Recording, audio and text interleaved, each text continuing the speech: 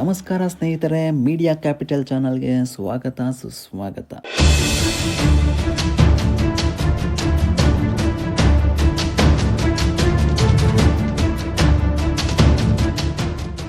ಏನಿದು ಆ್ಯಪ್? ಈ ಚೀನಿ ಆ್ಯಪ್ ಯಾಕೆ ಕ್ರಿಯೇಟ್ ಮಾಡಿದ್ರು? ಈ ಚೀನಿ ಆ್ಯಪ್ ಕ್ರಿಯೇಟ್ ಮಾಡೋದ್ರಿಂದ ಅಮೆರಿಕಕ್ಕೆ ಆದ ನಷ್ಟ ಆದರೂ ಏನು? ಅಮೆರಿಕಕ್ಕೆ ಟಕ್ಕರ್ ಕೊಡುವಂತೆ ಈ ಆ್ಯಪ್ನ ಹೇಗೆ ಕ್ರಿಯೇಟ್ ಮಾಡಲಾಯಿತು? ಈ ಆ್ಯಪ್ನ ಕ್ರಿಯೇಟ್ ಮಾಡೋದ್ರಿಂದ ಅಮೆರಿಕಕ್ಕೆ ಆದ ನಷ್ಟ ಆದರೂ ಏನು? ಎಲ್ಲದನ್ನು ಈ ವಿಡಿಯೋದಲ್ಲಿ ನೋಡೋಣ ಬನ್ನಿ. ಸ್ನೇಹಿತರೆ, ನಿಮಗೆ ಗೊತ್ತಿರುವಂತೆ ಚೀನಾ ಒಂದಲ್ಲ ಒಂದು ವಿಷಯಕ್ಕೆ ಹೆಸರುವಾಸಿ ಆಗ್ತಾನೇ ಇದೆ. ಈ ಹಿಂದೆ ವಿಶ್ವಕ್ಕೆ ಮಹಾಮಾರಿ ಕರೋನಾವನ್ನು ಹರಡಿಸಿ ಇಡೀ ಜಗತ್ತನ್ನೇ ನಡುಗಿಸಿ ಬಿಟ್ಟಿದ್ದ ಚೀನಾ ಈಗ ಮತ್ತೊಮ್ಮೆ ವಿಶ್ವಕ್ಕೆ ಶಾಕ್ ಕೊಟ್ಟಿದೆ. ಇನ್ನು ಕರೋನಾ ವೈರಸ್ನ ಬೇಕು ಅಂತಲೇ ಹರಡಿಸಿದ ಚೀನಾ ಈ ವೈರಸ್ಸನ್ನು ನಾವು ಹರಡಿಸಿಲ್ಲ ಅಂತ ಹೇಳ್ತಾ ಇತ್ತು. ಆದರೆ ಇದಕ್ಕೆ ಸಾಕಷ್ಟು ಬಾರಿ ಪ್ರೂಫ್ಗಳು ಸಿಕ್ಕಿವೆ. ಮೊನ್ನೆಯಷ್ಟೇ HMPV ವೈರಸ್ ಕೂಡ ಚೀನಾದಲ್ಲೇ ತಾಂಡವ ಆಡ್ತಿದೆ. ಇದು ಬೇರೆ ದೇಶಗಳಿಗೆ ಹರಡುತ್ತೆ ಅನ್ನೋ ಭಯ ಹುಟ್ಟಿತ್ತು. ಆದರೆ ಈ ವೈರಸ್ನ ಹಬ್ಬರ ಯಾಕೋ ಟುಸ್ ಆಗೋಯ್ತು. ಇದೆಲ್ಲದರ ನಡುವೆ ಚೀನಾ ಈಗ ಮತ್ತೊಮ್ಮೆ ವಿಶ್ವಕ್ಕೆ ಶಾಕ್ ಕೊಟ್ಟಿದೆ.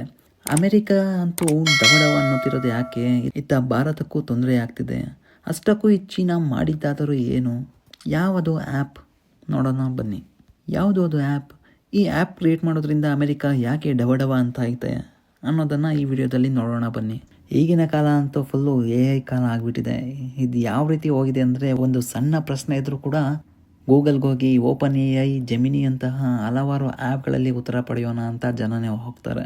ChatGPT ಮುಖಾಂತರ ಅಮೆರಿಕದ AI ಇಡೀ ಜಗತ್ತಲ್ಲೇ ಬಳಕೆಯಾಗ್ತಾ ಇದೆ.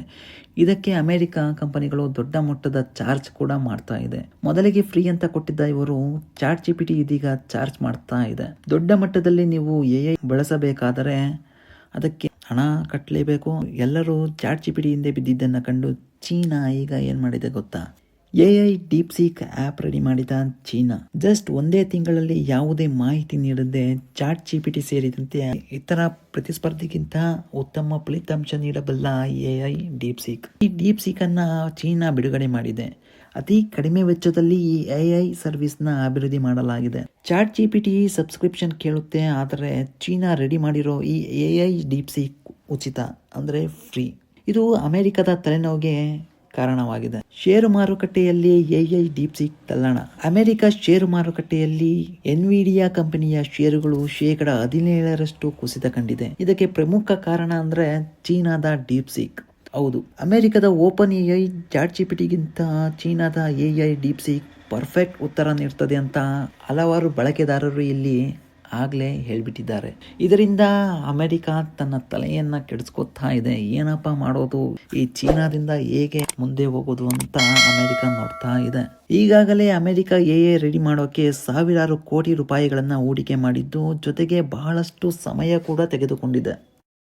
ಅತಿ ಕಡಿಮೆ ಬೆಲೆಯಲ್ಲಿ ಅಮೆರಿಕದ AI ಸರ್ವಿಸ್ಗಿಂತ ಉತ್ತಮ AI ಅನ್ನು ಅಭಿವೃದ್ಧಿಪಡಿಸಿದೆ.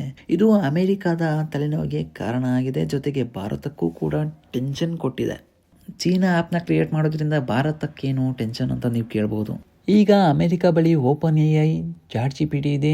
ಚೀನಾ ಇದೀಗ AI ಡೀಪ್ಸೀಕ್ ಕೂಡ ಬಿಡುಗಡೆ ಮಾಡಿದೆ. ಆದರೆ ಭಾರತದ ಬಳಿ ಏನಿದೆ ಅನ್ನೋದು ಸೋಷಿಯಲ್ ಮೀಡಿಯಾದಲ್ಲಿ ಬಹಳ ಚರ್ಚೆಗೆ ಪ್ರಾಸವಾಗಿದೆ. ಭಾರತ ಕೂಡ ಕಡಿಮೆ ಸಮಯದಲ್ಲಿ ಇಂಥದ್ದೊಂದು ಕಂಡುಹಿಡಿದು ಜಗತ್ತಿಗೆ ಪರಿಚಯಿಸಬೇಕು ಅಂತ ಕೆಲವರು ಹೇಳ್ತಾ ಇದ್ದಾರೆ. ಏನಿದು ಕಡಿಮೆ ಬಜೆಟ್ನಲ್ಲಿ ಆರಂಭವಾದ ಈ ಕಂಪನಿ? ಹೌದು ಸ್ನೇಹಿತರೆ, ಅಮೆರಿಕ ಅಧ್ಯಕ್ಷ ಡೊನಾಲ್ಡ್ ಟ್ರಂಪ್ ChatGPT ತಯಾರಕ OpenAI ಮತ್ತು ಒರಾಕಲ್ನೊಂದಿಗೆ ಸ್ಟಾರ್ಗೇಟ್ ಎಂದು ಕರೆಯಲ್ಪಟ್ಟ ಹೊಸ $500 ಬಿಲಿಯನ್ ಉದ್ಯಮವನ್ನು ಘೋಷಿಸಿದ ಕೆಲವೇ ದಿನಗಳಲ್ಲಿ ಈ ಚೀನಾ ಡೀಪ್ಸೀಕ್ ಅನ್ನು ಬಿಡುಗಡೆ ಮಾಡಿಬಿಟ್ಟಿದೆ.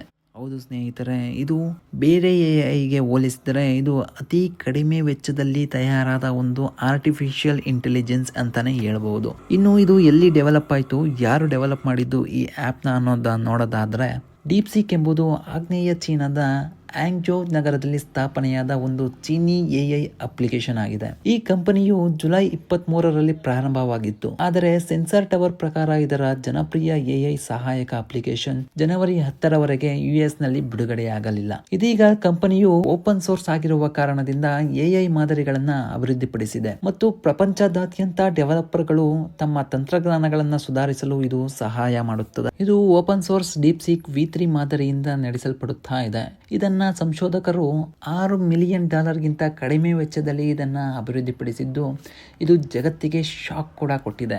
ಡೀಪ್ಸೀಕ್ನ ಫೌಂಡರ್ ಯಾರು? BBC ವರದಿ ಪ್ರಕಾರ ಲಿಯಾಂಗ್ ವೆನ್ಪೆನ್ ಅವರು ತಮಗೆ ದೊರೆತಿರುವ ಫಂಡ್ನ ಹಣವನ್ನು ಬಳಸಿಕೊಂಡು ಕಂಪನಿಗೆ ಭಾಗಶಃ ಹಣಕಾಸು ಒದಗಿಸಿದ್ದಾರೆ. 40ರ ಲಿಯಾಂಗ್ ಎಲೆಕ್ಟ್ರಾನಿಕ್ ಇಂಜಿನಿಯರಿಂಗ್ ಪದವೀಧರರಾಗಿದ್ದು NVIDIA A100 ಚಿಪ್ಗಳನ್ನು ನಿರ್ಮಿಸಿದ್ದರು. ಇನ್ನು ಡೀಪ್ಸೀಕ್ US ಸ್ಟಾಕ್ ಮಾರ್ಕೆಟ್ ಮೇಲೆ ಹೇಗೆ ಪ್ರಾಬಲ್ಯವನ್ನು ಸಾಧಿಸ್ತಾ ಇದೆ ಅನ್ನೋದನ್ನು ನೋಡೋದಾದರೆ, ಜನವರಿ 27ರಂದು ಡೀಪ್ಸೀಕ್ನ ತಯಾರಿಕೆಯ ಕಡಿಮೆ ವೆಚ್ಚಗಳು ಮತ್ತು ಹಣಕಾಸು ಮಾರುಕಟ್ಟೆಗಳನ್ನು ತತ್ತರಿಸಿಬಿಟ್ಟಿದೆ. ಇದರಿಂದಾಗಿ ಚಿಪ್ ತಯಾರಕರು ಮತ್ತು ಡೇಟಾ ಕೇಂದ್ರಗಳನ್ನು ಒಳಗೊಂಡಂತೆ ವ್ಯಾಪಕ ಮಾರುಕಟ್ಟೆಯಲ್ಲಿ 3%ಗಿಂತ ಹೆಚ್ಚು ಕುಸಿತ ಕಂಡುಬಿಟ್ಟಿದೆ.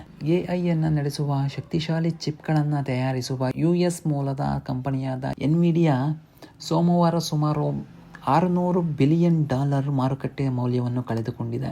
ಇದನ್ನು ನೋಡೋದಾದರೆ US ಇತಿಹಾಸದಲ್ಲೇ ಇದು ಮೊದಲ ಕಂಪನಿ ಅನಿಸುತ್ತೆ ಇಷ್ಟರ ಮಟ್ಟಿಗೆ ಕುಸಿತವನ್ನು ಕಂಡಿದ್ದು. ಇದೆಲ್ಲವನ್ನು ನೋಡೋದಾದರೆ ಚೀನಾ ಅಮೆರಿಕದ ಮೇಲೆ ಹಾಗೂ ಇಡೀ ಪ್ರಪಂಚದ ಮೇಲೆ ತನ್ನ ಪ್ರಾಬಲ್ಯವನ್ನು ಸಾಧಿಸ್ತಾ ಇದೆ. ಸೊ ಇದಾಗಿತ್ತು ಡೀಪ್ಸೀಕ್ ಬಗ್ಗೆ ಒಂದು ವಿಡಿಯೋ.